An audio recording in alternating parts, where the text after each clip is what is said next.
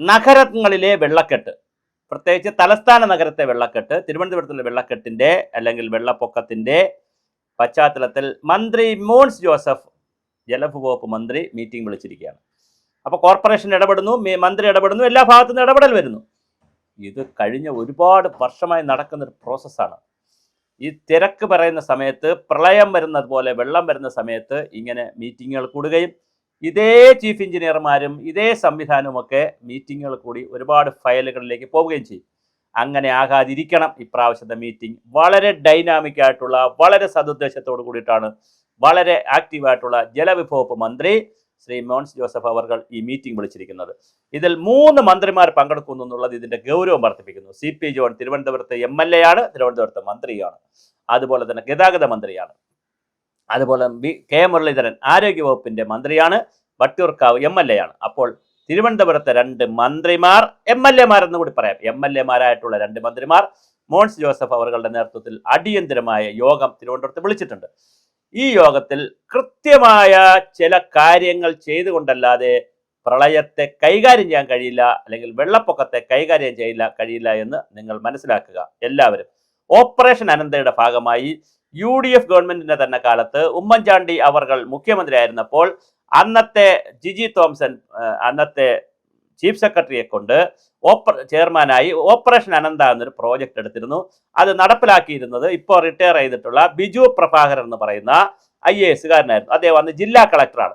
അന്ന് ഞാൻ സിസ്റ്റത്തിൽ ഡയറക്ടറായി ഉണ്ട്. ഈ കഥ പറയുന്നത് കാര്യങ്ങൾ സിസ്റ്റമാറ്റിക്കായിട്ട് പഠിക്കാൻ വേണ്ടിയിട്ടാണ്. അന്ന് തിരുവനന്തപുരം ജില്ലാ ദുരന്ത നിവാരണ അതോറിറ്റിയുടെ ചെയർപേഴ്സൺ കൂടിയാണ് ബിജു പ്രഭാകർ. അദ്ദേഹത്തിൻ്റെ നിർദ്ദേശപ്രകാരം അവർ അവരുടെ സ്പോൺസറിങ്ങിൽ, ജില്ലാ ദുരന്ത നിവാരണ അതോറിറ്റിയുടെ സ്പോൺസറിങ്ങിൽ തമ്പാനൂരിലെയും ഈസ്റ്റ് ഫോർട്ടിലെയും പ്രത്യേകിച്ച് തമ്പാനൂരിലെ വെള്ളപ്പൊക്കത്തെ സംബന്ധിക്കുന്ന ഒരു റിപ്പോർട്ട് തയ്യാറാക്കി ഞങ്ങൾ കൊടുത്തിരുന്നു. ഞങ്ങൾ 5 എഞ്ചിനീയർമാരും ഞാനും കൂടി ചേർന്ന്. റിപ്പോർട്ടിൻ്റെ കോപ്പി ഇപ്പോൾ എൻ്റെ കൈവശമില്ല, കാര്യം സിസ്റ്റത്തിൽ നിന്ന് നമ്മളിപ്പോൾ മാറി നിൽക്കുകയാണ്, അതുകൊണ്ട് കോപ്പി എൻ്റെ കൈവശമില്ല. അത് റിപ്പോർട്ട് തയ്യാറാക്കിയിട്ടുണ്ട്. അപ്പോൾ തമ്പാനൂർ എന്ന് പറയുന്നത് തിരുവനന്തപുരം നഗരത്തെക്കുറിച്ചിൻ്റെ ഭൂമിശാസ്ത്രം അറിയാതെയാണ് എല്ലാ ചേട്ടന്മാരും പ്രവർത്തിക്കുന്നത്.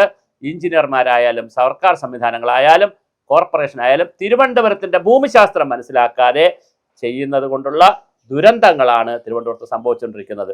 തിരുവനന്തപുരം എന്ന് പറയുന്നത് കനകക്കുന്നും, ലാ കോളേജ് ഇരിക്കുന്ന ബാർട്ടൺ കുന്നും, ബാർട്ടൺ സാഹിബ് സംബന്ധിച്ച ബാർട്ടൺ ഹില്ലും ആ കുന്നും, തൈക്കാട് കുന്നും, പാളയം കുന്നും, ഇങ്ങനെ 6-7 കുന്നുകളുടെ ഒരു നഗരമായിരുന്നു തിരുവനന്തപുരം.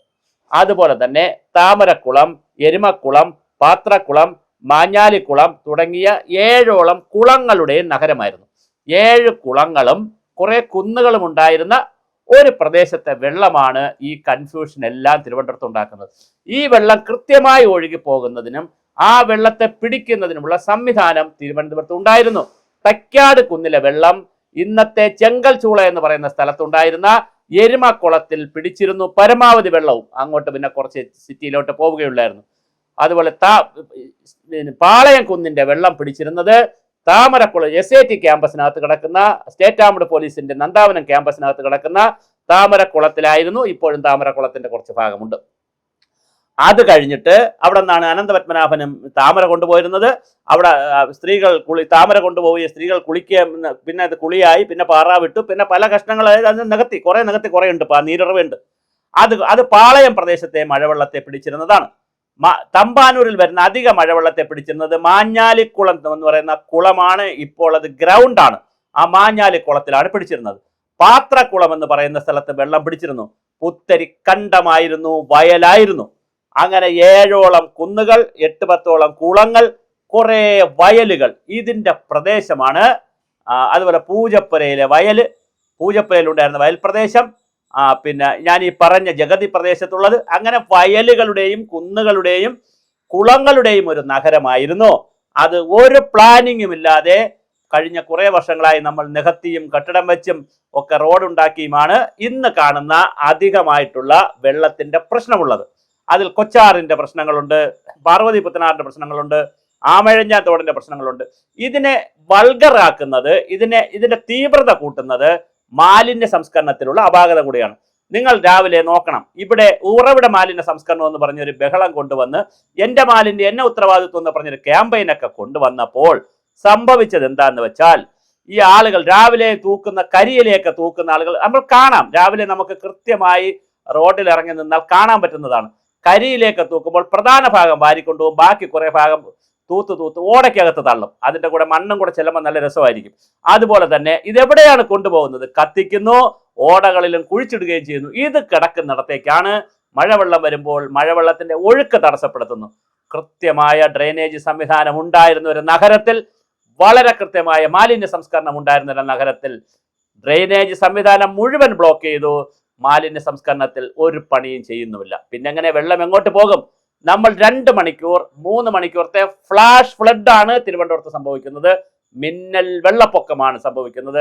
മിന്നൽ വെള്ളക്കെട്ടാണ് ഉണ്ടാകുന്നത്. അത് 2 മണിക്കൂർ മഴ തോർന്നു നിന്നാൽ വെള്ളം മുഴുവൻ വാർന്നു പോകും. അപ്പോൾ ഇത് മനസ്സിലാക്കേണ്ടത്, ഈ തമ്പാനൂർ ഭാഗത്ത് വരുന്ന വെള്ളത്തെ മറ്റൊരു വാട്ടർ ഷെഡ് നീർത്തടമായ കരമനെ നദിയുടെ അപ്പുറത്തുള്ള സ്ഥലത്തേക്ക് കൊണ്ടുപോകാൻ പറ്റില്ല. പിന്നെ അങ്ങോട്ട് കയറ്റമാണ്, അങ്ങോട്ട് കൊണ്ടുപോകാൻ പറ്റില്ല.